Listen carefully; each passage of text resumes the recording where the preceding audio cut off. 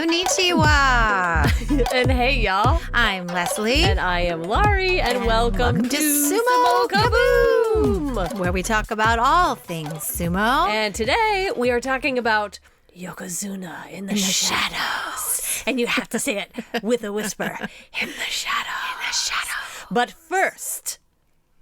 Yeah, at first, I want to actually have a little bit of a correction. Last week, we did this really wonderful interview with Justin Kazard, who is the U.S. gold medal lightweight champion in amateur sumo. And we stated that he was a world gold medalist. Oh. But we meant to say, but in our hearts, we were like... The U.S. is the world. The U.S. is the world. God, because we're Americorn. We're Americorns? Okay, because we're Americorns. Yeah, we're corns. We totally got it wrong. Okay. I think we were just so enthusiastic. They were like, this is so amazing. You must be the winner of the world. But anyway, we were wrong, but I don't know. Going to the world. As winner of the U.S. sumo, he would go to the world. Whatever. He's a gold medalist of the world in my heart. He was so awesome. And we had so many cool new listeners, new follows, people reaching out to us. And we had the best week. I would wake up and pick up my phone and there'd be a Twitter follow from the other side of the world. And we just love it. We're so excited. Until we saw that one person go, Justin, did you notice that they said you were the world gold medalist? And Justin was very nice about it. He was like, oh, actually, I missed that the first time. They're setting my sights really high, though. Right. So, well, anyway, apologies for being so wrong. And just to remind you all that we are wrong so frequently. We do our best. We do our best. We're just not perfect people. We're as hard as we try. I'm close. You're closer than I am. Way closer than I am. No. But I get things wrong often. As do I. And often we're just so excited the stuff comes out of our mouth and we don't even catch the mistake that we make until afterwards. Right. So that was just a prime example of that happening. Yeah. And I mean, come on, we mispronounce most every other word. So, hey. Well, yeah. Let's get started with the sumo joke of the day. Okay. All right. I'll see if you get this one. Okay. All right. Drum roll, please. My dad asked for an extra large sweater last Christmas. Santa brought him a sumo wrestler. Okay. Oh, a sweater. Sweater. Oh, like a I big don't like sweater. That one. Oh, I like that really? one. They sweat. We all sweat. All right. Well, then I have no other joke. Sorry, Malcolm. I liked it. I didn't think there was anything negative to it, but apparently we have small wrestlers out there too. Well, yeah. We have skinny wrestlers. Yeah, but I don't. I think you're spinning negative on. You're just seeing like some sort of physical negativity going into it. There's just none to be. There's just none. It's just an extra large sweater. Okay. Yeah, he's just a sumo wrestler. Okay. If you would like to source some jokes, have happy times doing that. Okay. No, I think you're doing a great job with Malcolm. Thank you, Malcolm. I appreciate your jokes. Yokozuna in the shadow. Yokozuna in the shadow. It's just fun to do that. Yeah, that was the title that we came up before we started to really lock down what the material was about. But we landed on something. We were pretty excited about it. Yeah. So I will launch into a little bit of a history. Great. It's not a history lesson, just a little backstory on what brought us to our topic for this week. As we have watched Hakoho's amazing reign at the top of sumo, he often casts a shadow on another fierce competitor in Yokozuna, and that's Yokozuna Kakuryu. And yes, Kiseno Sato as well before he retired. But Kakuru seems content to be just where he is. He's always kind of second fiddle to the much flashier Hakoho. He shows up, stoic as he is, competes well, and dominates. Just as the last Basho had him going head-to-head on the last day of the tournament, only to lose out to Hakoho.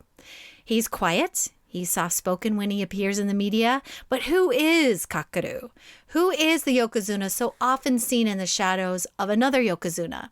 There have been 72 Yokozuna throughout the record-keeping time, and many of them were dynamic, but for one reason or another, were overshadowed by a flashier Yokozuna and another Yokozuna who perhaps won more. But we want to highlight some of these men, the brilliant Yokozunas often seen as less than, but most certainly aren't less than.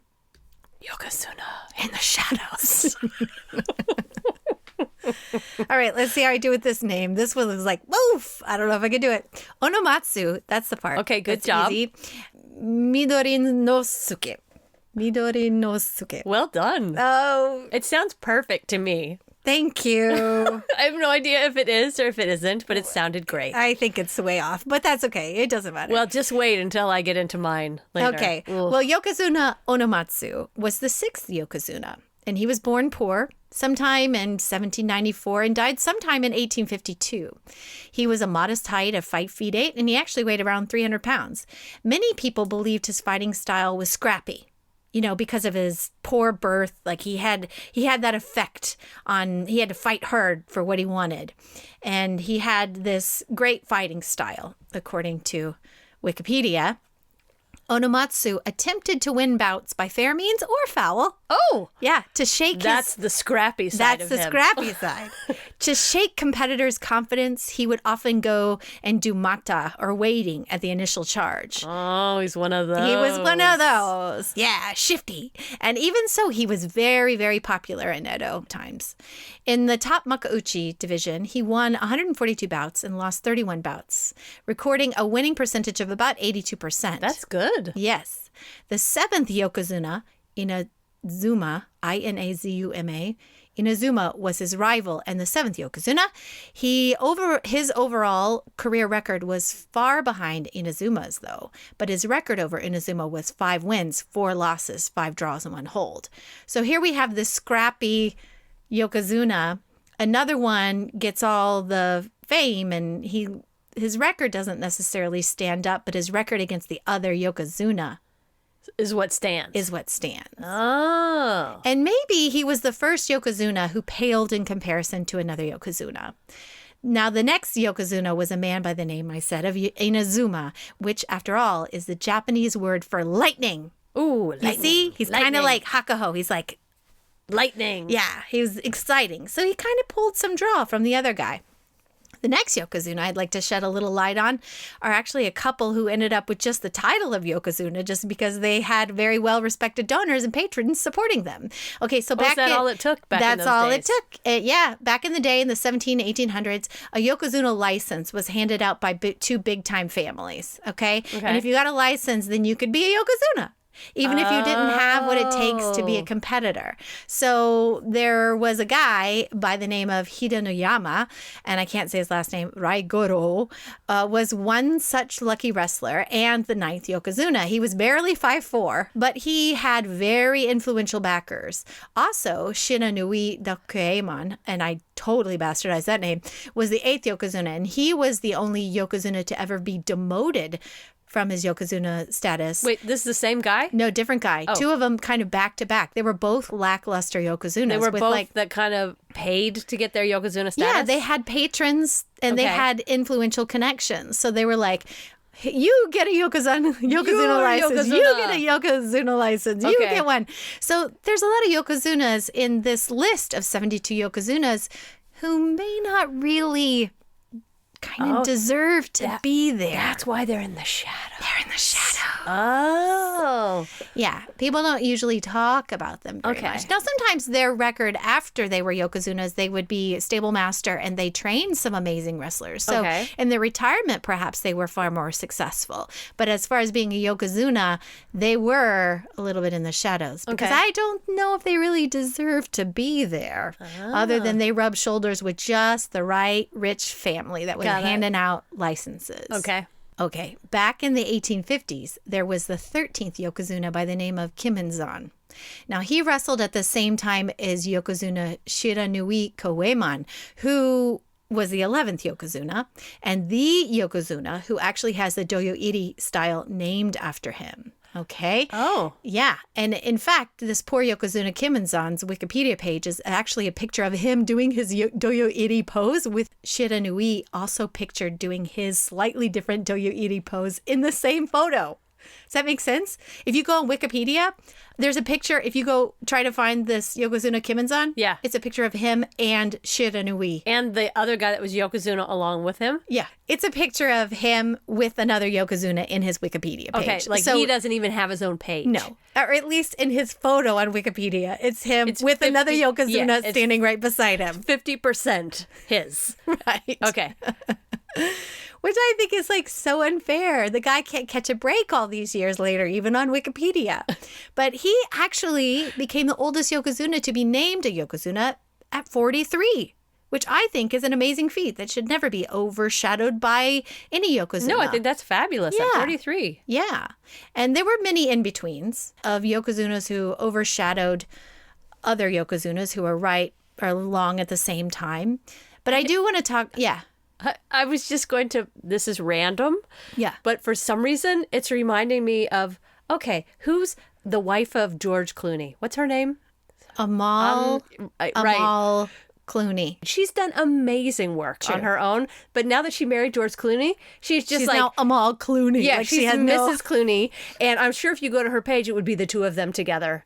And not just all the wonderful things that she's done on her own. This is very true. I'm I just feel guessing. like Yokozuna Kimonzan was the Amal Clooney to Shiranui, a Yokozuna Shiranui. Okay, thank you. That makes a lot of sense. Yeah. I think out of all that rambling we just did without about marriage. names, you'll get that that's what we're going for. yeah. Well, Taiho, the 48th Yokozuna, Yes. the legend that is Taiho, Yes. had another Yokozuna or two that was competing around the same time. Yokozuna Kashiwado, 47th Yokozuna. He wrestled at the same time, as well as Yokozuna Tochinoumi.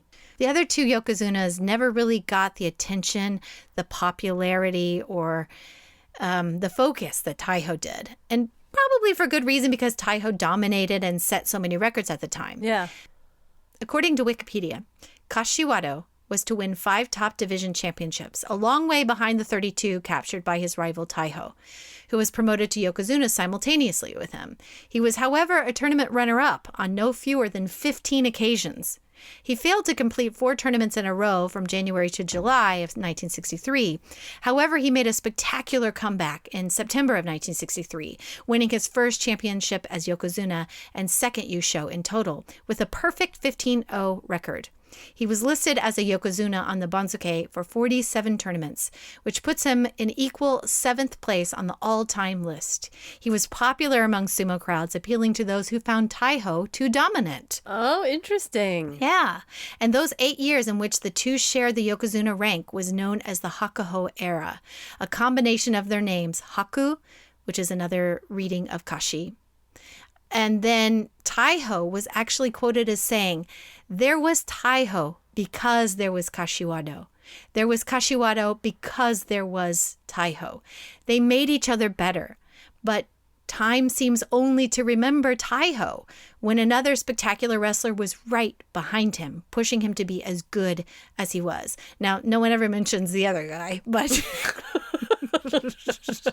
I'm sure he was great. He's really far back in the shadow. The poor guy.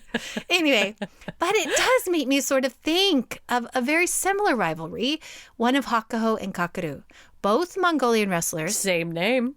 with the same name of those two names put together. I don't exactly know. That doesn't make any sense, but whatever. Yeah, it's hard to understand how Taiho and another wrestler made a Hakoho Era. Because Kashi is another reading of Haku and Taiho of Taiho. Hakoho. And then but the Haku The Haku is another way of saying Kashi. that is what doesn't make sense to my I American know. brain. Well, that's because we don't speak Japanese, I know, as you can yeah. clearly tell. So it must be you have to look at the kanji or something, and I don't know. Yeah, I don't know. I don't know. Hakoho is the goat, and Kakuru should never be overlooked, though. And he is what I believe makes Hakoho better. He wins Yushos. Okay, maybe not as many as Hakoho, but one should never forget how incredible this Yokozuna is and how he came to be. And he's not from a family of gold medal winning wrestlers, right? Correct. So he's pushed himself in a foreign country to be at the top level and now sits comfortably. up there with Hakoho. And I remember the last Yu show on the last day with Hakoho going up against Kakuru. I was pulling for Kakuru, and he made Hakoho work. You could see he made Hakoho sweat. He made Hakoho honestly earn that Yusho title. He made Hakoho an extra large sweater. He did. Thank you. Okay, the joke's getting better. All right. He doesn't seem to mind, though. And maybe he prefers it that way.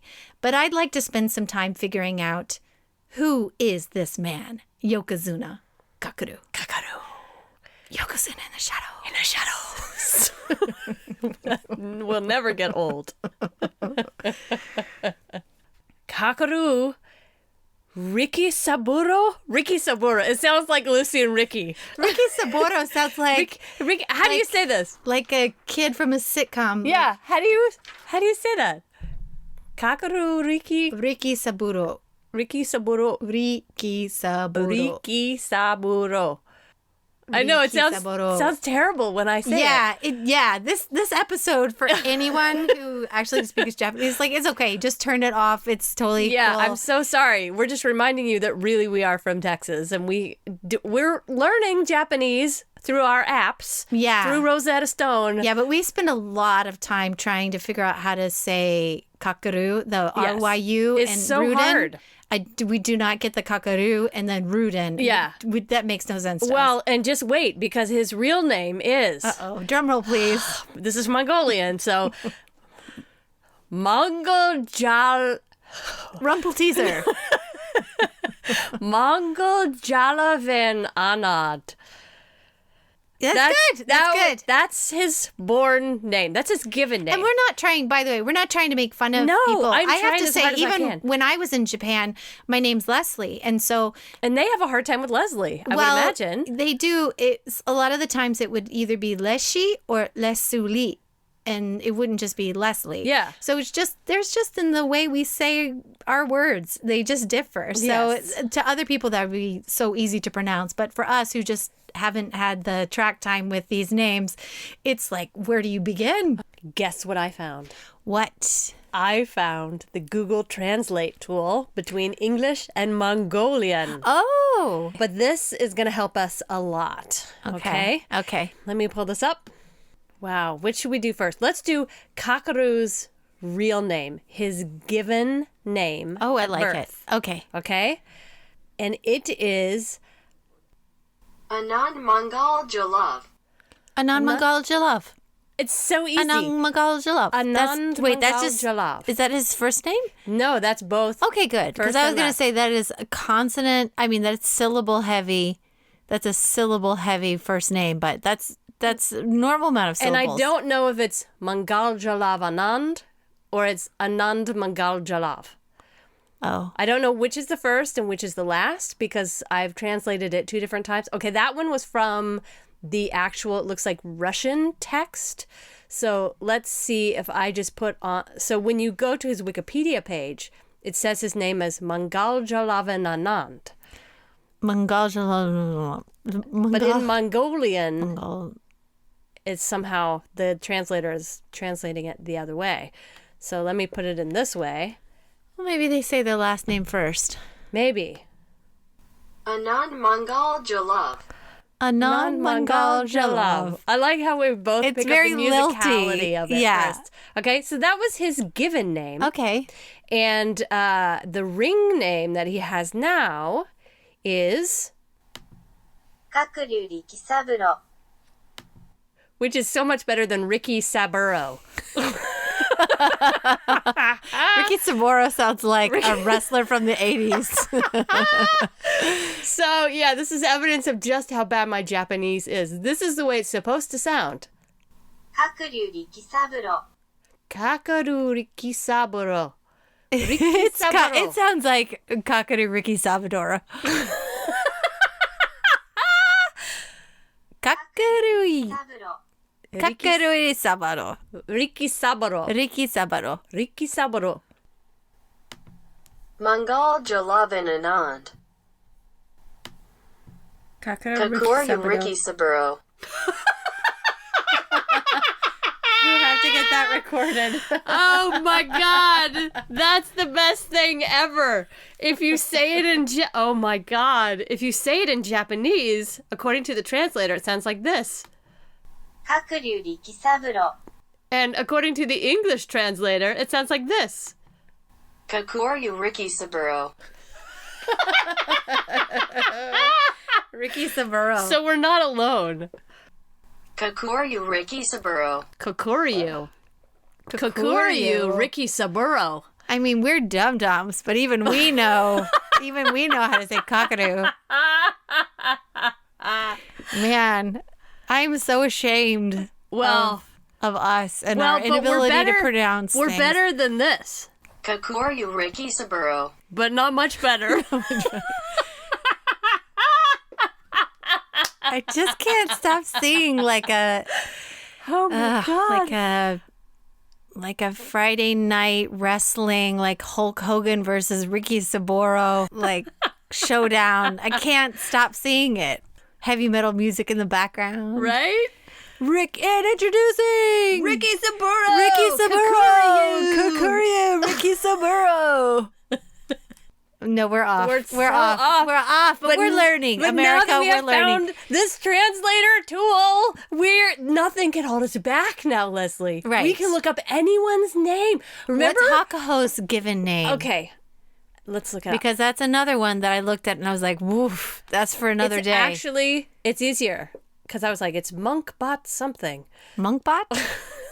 Hold on. They must think our names are so silly, too. Well, Hakoho Show is... That's easy. his ring name. Well, he's the Hakoho Show. Hakoho Show. Everybody gets ready for the Hakoho Show. I love how even in our Yokozuna in the shadows, we're still looking up Hakuho's name. I know. But we have to. Okay, here it is. Devajragal Mongbit. Devajragal. Do it again. Devajragal Mongbit. Devajragal. You know, Devajragal. But it's that Devajragal. Catch the ball. Catch the ball, Devajragal. Go long, Devajragal. Hakuho is a little easier. But it's the Monkhabat. Monkabat? It's Monkhabat. If you ask me to say Devajragal Mongbit. Monkhabat? I don't know. If you asked me to say Kakuru's name in Mongolian right now, I could not. But you could also possibly say remember. Ricky Saburo, unfortunately. Ricky Saburo. Really messed us up there. Whoa! Oh, I did That not was like the world getting back at me. Like, don't you dare that say it. Hakoho's I have name? no idea what that was. Was it Hakoho's name? Did it sound like Devajragal? Yes, that was Yokozuna. He was not in the shadow. That was Yokozuna We just energy. conjured Yokozuna energy. Wow. Remember when what is his name? Wakatakakage. Wakatakakage. Remember when that was so hard to say? I know, but I love his name. Wakatakakage. And I try to say it anytime I read it. Wakatakakage. I was reading something yesterday and I was like, oh, I came across his name and I was like, Wakatakakage, Wakatakakage. I kept saying it. Because I Again, love we're not to say making it. fun of his No, name. I just love the way it sounds. It's just so Wakatakakage. Wakatakakage. I really like the way it goes from the tip of your tongue to the back of your tongue It's to just the fun. tip again. It's a great name. Wakatakakage. I guess it goes back, front, back. Wakatakakage. Mangal Jalavananand. Mangal Jalavananand. Mangal Jalavananand. That's Kakuru. Ricky Mangal Saburo. and Ricky Saburo and Mangal.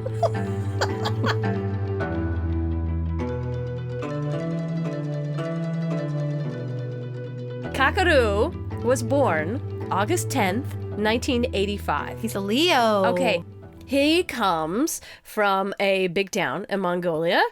His dad is not a famous sumo wrestler. His dad is a professor. Really? A college professor. Really? Yes. He grew up actually wanting to play basketball. Huh. Yes, and there is great footage online of him sinking a three-pointer at a basketball game, so that man can shoot some hoops. That's awesome. Yes, so he grew up really loving to watch basketball and wanting to go into basketball, but after watching a tournament on television with some Mongolian sumo wrestlers in it, at age 14, he just decided, that's it. That's it. It's sumo. Sumo is going to be my life. He had no experience wrestling. And he wrote a letter to some stable masters in Japan, and a stable master at Izutsu Stable took him on. It must have been a damn good letter. Well, his dad was a college professor, so let's Was hope probably he had helping some. him. Yeah, he had some skills in writing. I think that's at amazing. 14. Well, and had no experience in sumo. None. It just hit him like lightning. Yeah. His stable master joked, actually, when he came on, that he was better suited to be the hairdresser in the beginning than actually being a sumo wrestler because he was so little. That's so rude. Oh, no. I think it was truly a joke. Okay, but good. he was a little guy. He only weighed 143 pounds, 65 kilograms initially. But here's the thing. He showed up at the stable and he trained harder than anyone else. That's the story of Kakuru. He trained hard, he put on weight, but he was still considered a very light wrestler at the top division once he started showing up, okay? Wow. It makes me think of those pictures, you see all the tournaments with like the little kids in it, and you're like, oh, look at this scrawny little, they're like, never going to be 8 or 10-year-old. Yeah, they're never going to be big men like that. But then they do. But then they show grow up that way. Yeah. Well, and get this. So when he debuted at the top division, in the Makuuchi division in 2006, he had doubled his weight. What? He showed up weighing 65 kilograms and was 130 kilograms in 2006. So imagine that. Working hard enough, still you're growing. You show up as a young teenager, but still doubling your weight in training, that's incredible to me. So he debuted at 290 pounds, which is considered light in sumo wrestling in 2006. Wow. He basically took a long time to come up in the ranks. He didn't shoot to the very top. He became sekewake in 2009. He's like a tortoise. The tortoise and the hare. Yes, he is the tortoise. Yes. He basically went up and down in the rankings. He spent a long time with 8-7 records, 7-8 records. He was in the middle of the pack.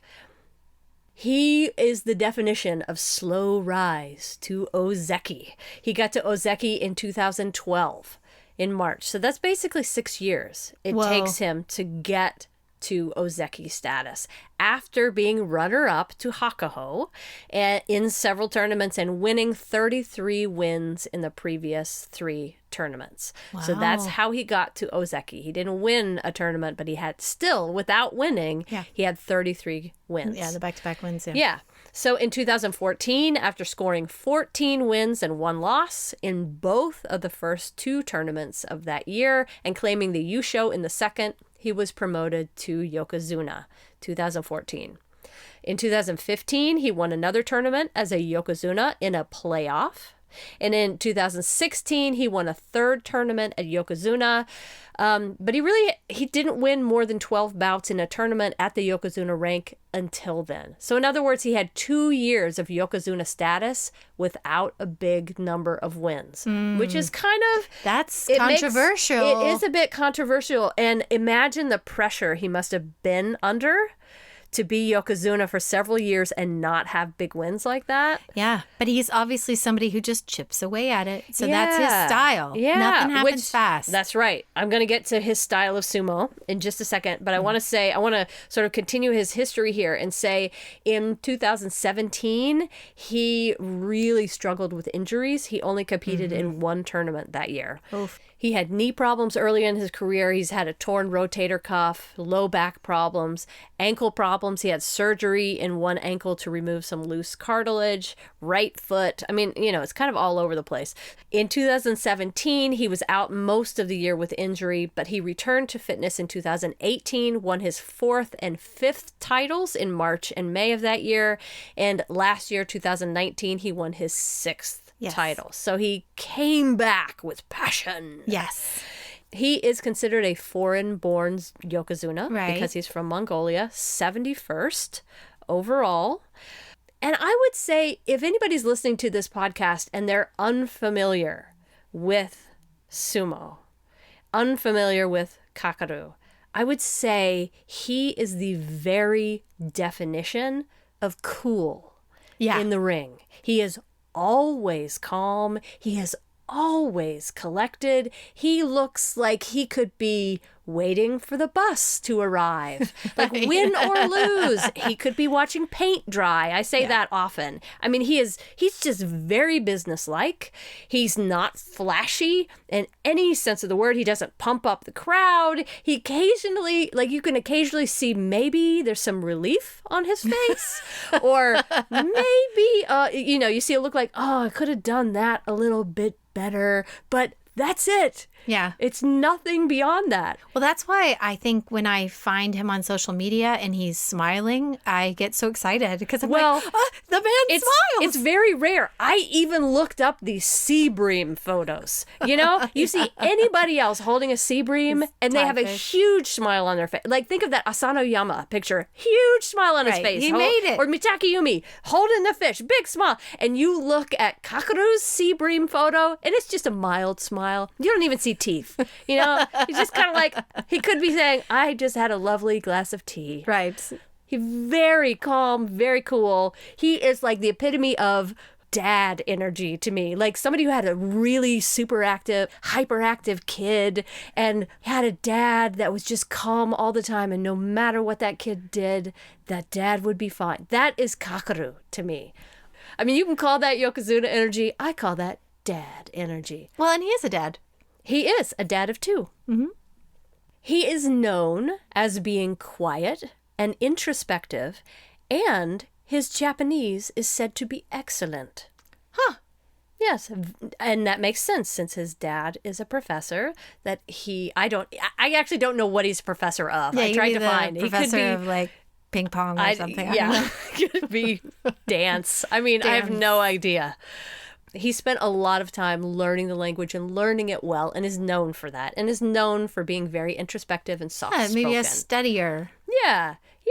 I mean, again, I think of Hakoho. Sometimes you'll see images of Hakoho with those big trophies and he's goofing around and he's holding it in front of him like, oh, it's so heavy, I can't actually hold it. He's just a bit dramatic. Yeah, like I think that. that's the extrovert Yokozuna, in and Hakoho. this is the introvert. Yeah, Kakuru is just like, I'm going to hold my trophy and I'm going to mildly smile and then I'm going to go home and eat my natto or whatever. Right.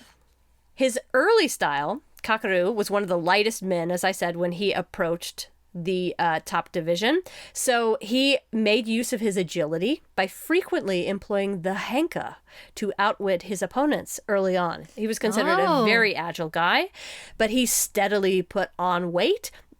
So he entered the top division at 290 pounds. He became Yokozuna 50 pounds later, 340 pounds in order to be Yokozuna. So his style had to change, which I think is really interesting, that these men have to figure out how to fight differently as they put on more weight. Yeah, I always think about, okay, so this story is going to be the best story I've ever heard. But when I was in the 8th grade... Hey, it can't get any worse than George Clooney and Amal Clooney. I like that story. That made sense, though. Okay, so I learned how to play the trumpet or the cornet when I was like in the 6th grade or something. That was the first instrument I played on, but I had braces when I first learned how to play. Yeah. And so sometime around the 8th grade, I got my braces off and then I went into band and I had been first chair in trumpet up to that point. Oh, and then I suddenly couldn't play. I couldn't play. My embouchure had changed. And then, what was his name? Kaz, whoever our band leader guy was. Yep. He was like, kid, I think it's time to maybe find a new instrument. No, he did not. Yeah, he told you to stop? Yeah, he told me to stop. And he said, if you think you want to still play an instrument, I think the tuba would be good for you. Because you totally seem like a tuba girl. Well, he was looking at my embouchure and he's like, you have full lips, so you should be playing an instrument like the tuba. And that was even worse, to be like told I was like a full-lipped teenage girl whose only option was the tuba. But it's okay because I then joined like theater and it changed the rest of my life and the course of my life. And then here I am making a sumo podcast all these years later. Yeah, absolute success. Absolute. I am at the pinnacle of success in my parents' closet. Doing a podcast. But It's very, very similar to Kakuru's rise. He had to learn how to fight a different way with a new body, and I just had to learn how to play with a new embouchure. It's very similar. He has full lips too. So maybe he has a tuba background that we just don't know anything about. I wouldn't put it past him. I wouldn't either. I would not put it past him. I always look at him and think he must have been the cutest baby. Yeah. He just has the sweetest face that as a baby would have to be the prettiest little baby you've ever seen with his little full lips. Yeah, he has to be the cutest. It'd be horrible if I found out he was an ugly baby. It can't be true. Okay, sorry, I interrupted. No, that's okay. So back to his style. His early style is quite different than the style he's doing now. Now he is known for being a belt guy. Yeah, you can see it. Yeah, he is all about the belt. I actually found he gets a slap in there occasionally, but he goes pretty hard for that belt. No, he goes right in for that belt, and he hangs on for all that he is worth. That style is called Yotso Sumo, a style which involves grabbing the opponent's mawashi or belt. And this is right from Wikipedia as well, because it's the best way to find out really quick answers to something like, oh, what is Yotso Sumo? Yeah, you grab their belt, you force them or throw them to the edge of the ring. But he's really known in the sumo circles. He's got a death grip. You want to know what his death grip is? Yeah. It's called morozashi. Morozashi. It's basically when you hear somebody say, oh, they've got a double inside grip. That's what a morozashi is. Oh, okay. I've seen them do that a million times. Yeah. So basically if you get that, the guy's toast. Well, for some, but not all. If Kakuru gets you with a double inside grip, there's only a couple ways you can fight it. It's a really deep double underarm grip. So you basically get in close chest to chest with your partner. You reach around, you grab their belt on the backside. With your hands underneath, you get both hands right on their belt. What's so great about it is because you're in so close, your opponent most of the time can't grab your belt because your arms and shoulders are in the way. Inside. Yeah, so they can't unless they've got really long arms. They usually usually can't reach down to get your belt. Right? It prevents the other wrestler from being able to grab your belt because your arms are in the way. That's why it's such a great grip. And Kakuru is just very good at sort of needling his way in until he gets both arms Which around. I would also think your center of gravity is shifted when somebody has that part of your body. Yeah. Because their lower half of their body is where they center so much of their gravity. Right. If somebody has the belt grip and they could be pulling up on it, then all of a sudden you teeter. You don't have as much power in your bottom half because you can't Right. Someone's lifting it. you up and grabbing you basically by the pelvis and just walking you out. Yeah. There's two ways to defend yourself. The most common one is called Kimedashi. Kimedashi. Kimedashi.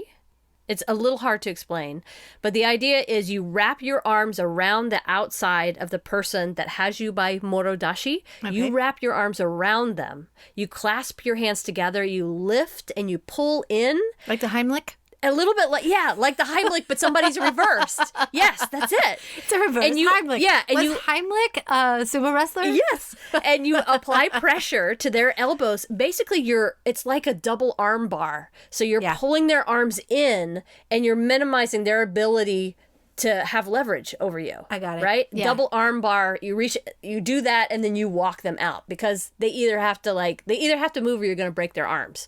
So that's one of the ways that you can fight against it. The other one is rarely done because you have to be a behemoth to do this. You basically have to be Tochinoshin to do this. And that is, if you're really tall, you got long arms, you reach over the person doing a morozashi, you grab their belt and you deadlift 400 pounds up off the doyo and you walk them out of the ring. Is that the wedgie? Yes. Okay. So you pick them up, you give them a huge wedgie, but it's a wedgie to the heaviest wriggling human being ever. Right. I mean, can you imagine picking up 400 pounds like that? No. Incredibly difficult to do. Yeah. And rarely done because I think that's what would give you the low back problems. Well, right. Yeah. Picking up I can't even imagine picking up 400 pounds like that. I can barely get out of bed without pain. Can't even like get my own ass out of the bed. I know. Yeah, those are the ways to fight a morozashi for anyone that's unfamiliar with sumo. And actually, you know, I love learning this stuff too because I hear stuff like, oh, so-and-so's got a double inside grip. And it's hard to know exactly what they're talking about when you hear stuff like that. But hopefully that explanation explains it a little bit more. Explains it to me. Yeah. And I think the only other thing to know about, well, there's lots of things to know about Kakuru. But another interesting thing is that he married someone that's known as a country woman. I don't know what that means in Mongolia. So she's beautiful. She's this little, gorgeous little Mongolian Named, wife. sorry, I think at this point, Dashnayam Munkhazaya. Hey, that Sounded legit. a little Russian as I said it. Well, but they're on the border, right? Well, they're close. They're close. They're close. But someone please tell me how to say that correctly. Anyway, she's a beautiful young Mongolian girl. Yeah. woman. And they have 2 kids. Woman, and they have 2 kids. And Would I be considered a country woman? I don't know. I mean, I to think other of, like, people in another language, if they were describing me, would I don't be like, know. She's a country woman. I think they would say she's a suburbanite. She's a bourbon. Well, I don't think you're a bourbon woman. I can be. She's at a times. suburban woman. She's a... No, I don't know. think we would be country women. Does he have any hobbies? I'd like to know he I would plays like to know cards, him better. Backgammon. There's sips very tea, little info Has on. a diary. I don't know. Yeah. I can imagine He's him a mystery. smoking a pipe, reading books. None of this is true. But when I think of someone that marries a country woman and is introspective, quiet, and speaks Japanese so well and is so calm, I imagine that he's going to age into smoking pipes and reading books on the weekends to all of his little grandchildren. Perhaps. He'll probably become a stable master. Who knows what he's going to do in retirement? We know very little about Because this. he's a Yokozuna in the shadows. We make ourselves laugh because that's where we are in quarantine. Yeah. Our bad jokes are mispronouncing things. Oh, vey. If anybody is listening, or you've managed to listen this long, thank you. Yeah. I mean, if he has a social media account, we should find it. I Yeah. have not seen one. Or if you speak Mongolian, there's a whole bunch of videos from him back home or what he does on the weekends, Yeah, him playing please let us basketball. Maybe he plays horse. Maybe he does some one-on-one. he does obviously still shoot hoops somewhere. Yeah. We just need more. We just need more. We need Yeah. more videos. Maybe he'll retire and become a basketball coach. Wouldn't that be great? Yeah. That would be really awesome. Yeah. So that's our style of sumo. Yeah. At Sumo Kaboom. Please tune in again for more info on the sport we love. We do have some great ideas in the next coming weeks. Yeah, we have some cool, fun stuff coming out. Yeah, which we're not going to tell you about. No. But thank you so much for sharing, liking, listening, reviewing. We always love to see it, and especially for the reach outs this week. We were so excited to see how many new people and new fans and new listeners we have. And we're going to try to come up with even more content that you guys would really love in the next few weeks. Yeah, so until later, I'm Laurie. And I'm Leslie, and this has been Sumo Kaboom! Thanks for listening. Sayonara. See y'all later.